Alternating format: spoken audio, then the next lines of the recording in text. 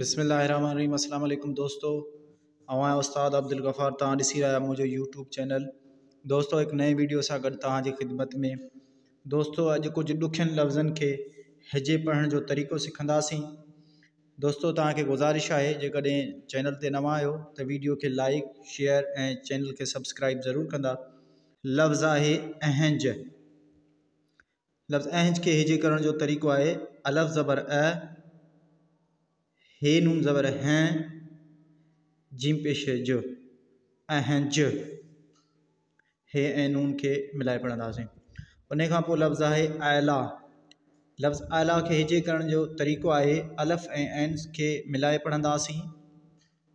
अलफ़ N ज़बर अ, लाम खड़ा ला, आला। अहिड़े तरीक़े सां लफ़्ज़ आहे ऐलान। लफ़्ज़ ऐलान के हिजे करण जो तरीक़ो आहे अलफ़ ऐं ऐन के मिलाए पढ़ंदासीं ज़बर ॾेई। अलफ़ ऐन ज़बर ऐ, लाम अलफ़ ला, नून पेश नु, ऐलान। लफ़्ज़ ऐलान खां पोइ लफ़्ज़ आहे आज़म। आज़म के हिजे करण जो तरीक़ो आहे अलफ़ ऐं ऐन के मिलाए पढ़ंदासीं ज़बर ॾेई ऐं हिन जे मथां जज़म ॾींदासीं। ऐन जे मथां अलफ़ ऐन ज़बर अ, ज़ोए ज़बर ज़, मीम पेश मु, आज़म। लफ़्ज़ आज़म खां पोइ आहे तहज़ीब। लफ़्ज़ तहज़ीब के हिजे करण जो तरीक़ो आहे ते ऐं हे के मिलाए पढ़ंदासीं जज़म ॾेई।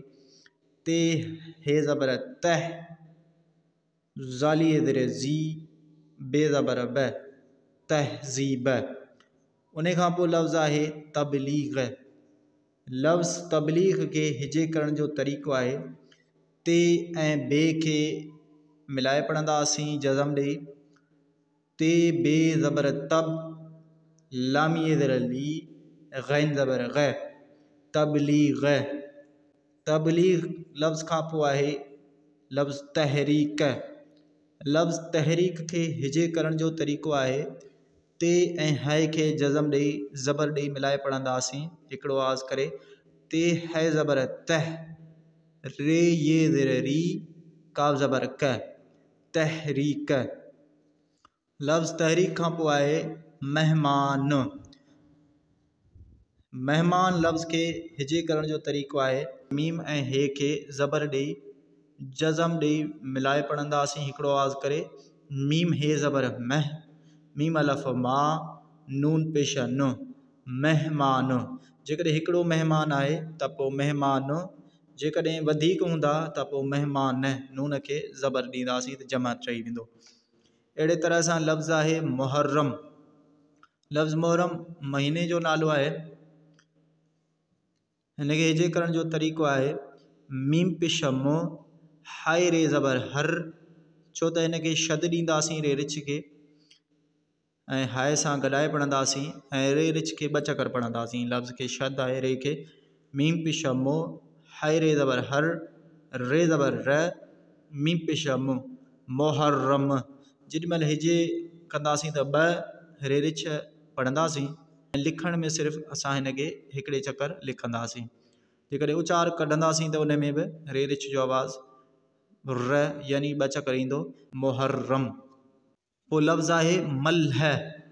लफ़्ज़ मल्ह के हिजे करण जो तरीक़ो आहे मीम ज़बर म, लाम ऐं हे के ज़बर ॾेई जज़म ॾेई मिलाए पढ़ंदासीं मीम ज़बर म, लाम हे ज़बर लह, मल्ह।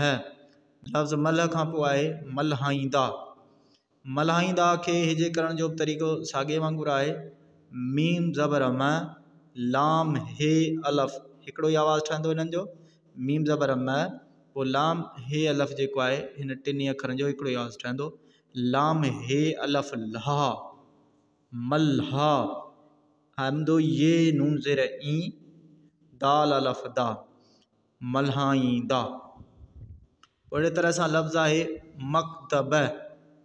मकतब लफ़्ज़ के हिजे करण जो तरीक़ो आहे मीम ऐं काफ़ के मिलाए पढ़ंदासीं ज़बर ॾेई जज़म ॾेई। मीम काफ़ ज़बर मक, ते ज़बर त, बे ज़बर ब, मकतब। पोइ लफ़्ज़ आहे ज़ुल्फ़कार।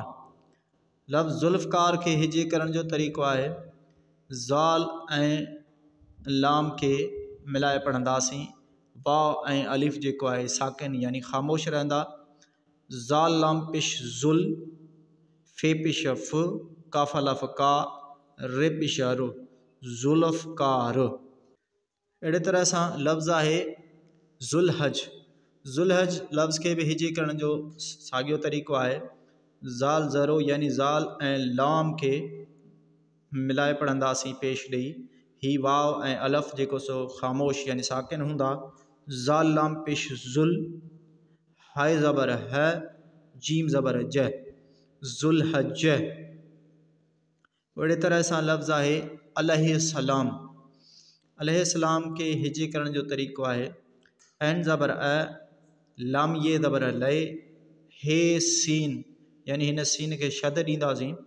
हे के सीन सां मिलाए पढ़ंदासीं ज़ेर ॾेई। वरी सीन के ॿिए चकर पढ़ंदासीं ज़बर ॾेई।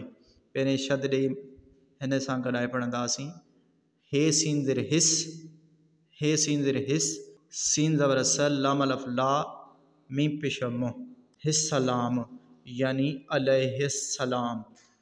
उन खां पोइ लफ़्ज़ आहे कुल्हो।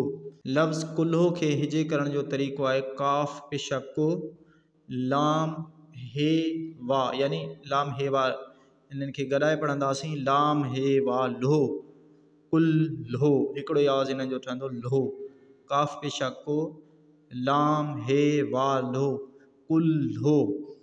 लफ़्ज़ कैंची खे हिजे करण जो तरीक़ो आहे काफ़ ये नून ज़बर यानी इन टिन्हनि खे गॾाए पढ़ंदासीं काफ़ ये नून ज़बर कैं, चे ये ज़ेर ची, कैंची। लफ़्ज़ कैंची खां पोइ आहे कोहिस्तान। लफ़्ज़ कोहिस्तान खे हिजे करण जो तरीक़ो आहे काफ़वा को, हे ऐं सीन खे मिलाए पढ़ंदासीं ज़ेर ॾेई। काफ़वा को, हे सीन ज़ेर हिस, ते अलफ़ ता, नून पेश न, कोहिस्तान। लफ़्ज़ कोहिस्तान खां पोइ आहे कुदरती। दोस्तों लफ़्ज़ कुदरती खे हिजे करण जो तरीक़ो आहे काफ़ ऐं दाल खे गॾु हिकिड़ो ई आवाज़ करे पढ़ंदासीं पेश ॾेई जज़म ॾेई। काफ़ दाल पेश कुद, रे ज़बर र, तये ज़ेर ती, कुदरती। पोइ लफ़्ज़ आहे क़दुरदान। लफ़्ज़ क़दुरदान खे हिजे पढ़ण जो तरीक़ो आहे काफ़ ज़बर क, दाल रे पेश दुर, दाल अलफ़ दा, नून पेश नु, क़दुरदान। जेकॾहिं हिकिड़ो आहे त पोइ क़दुरदान, जेकॾहिं जमा में आहिनि त पोइ इनखे पढ़ंदासीं नून खे ज़बर ॾेई क़दुरदान। पोइ अहिड़े तरह सां लफ़्ज़ आहे क़ब्रिस्तान।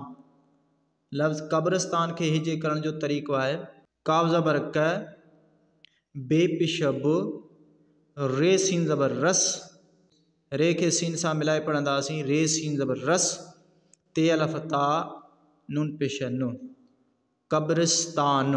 पोइ लफ़्ज़ आहे ख़ुशी। लफ़्ज़ ख़ुशी के हिजे करण जो तरीक़ो आहे ख़ैवा पेश खू, शीन ये ज़ेर शी, ख़ुशी। पाण हिन खे लिखंदा आहियूं ख़ुशी पर इन खे उचार जेॾी महिल कढंदासीं त ख़ुशी। ख़ैवा पेश खू, शीन ये ज़ेर शी, हूअं थींदो लफ़्ज़ ख़ुशी ख़ुशी पर इन खे पढ़ंदासीं ख़ुशी।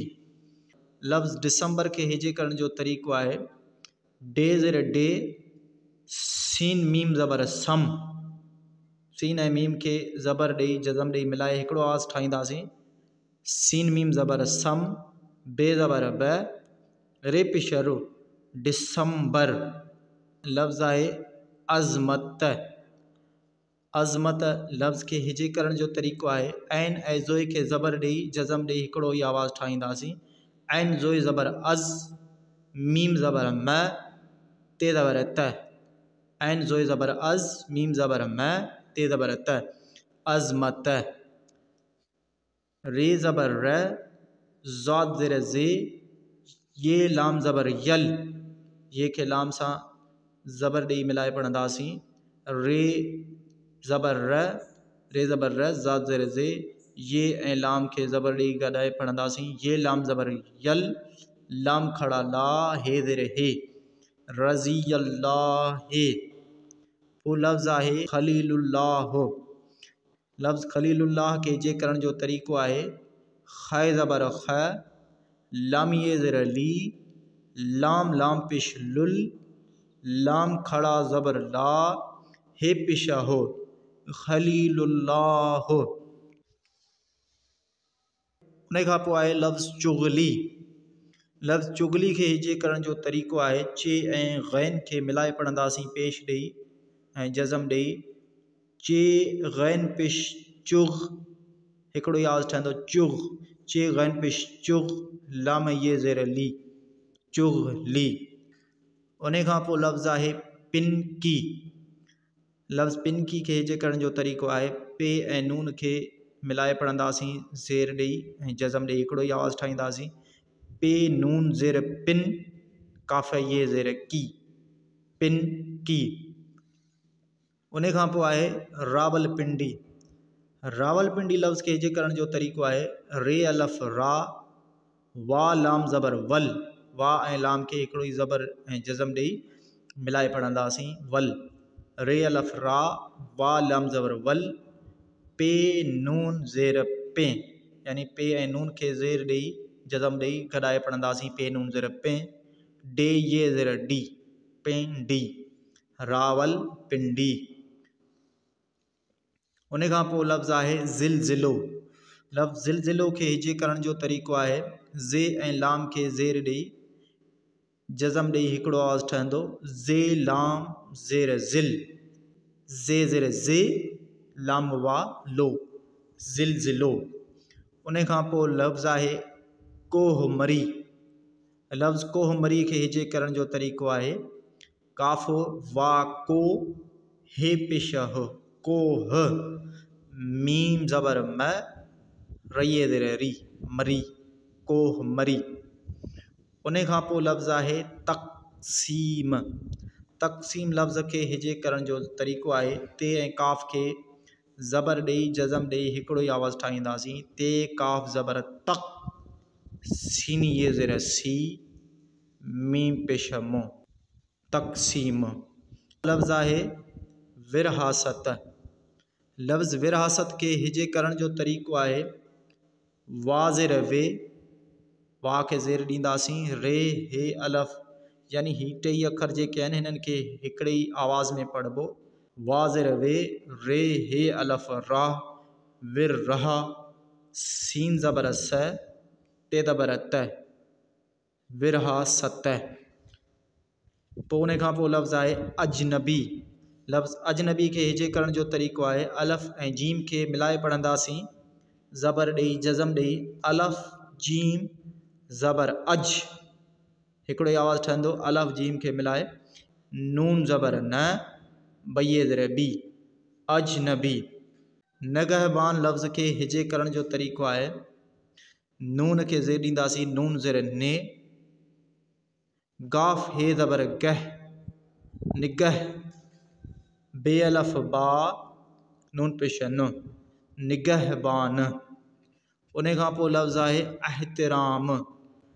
लफ्ज़ एहतराम के हिजे करण जो तरीक़ो आहे अलफ़ ऐं हाय खे ज़बर ॾेई जज़म ॾेई हिकिड़ो ई आवाज़ ठाहींदासीं अलफ़ हाय ज़बर ते ज़ेर ते रे अलफ़ रा मीम ज़बर म एहतराम।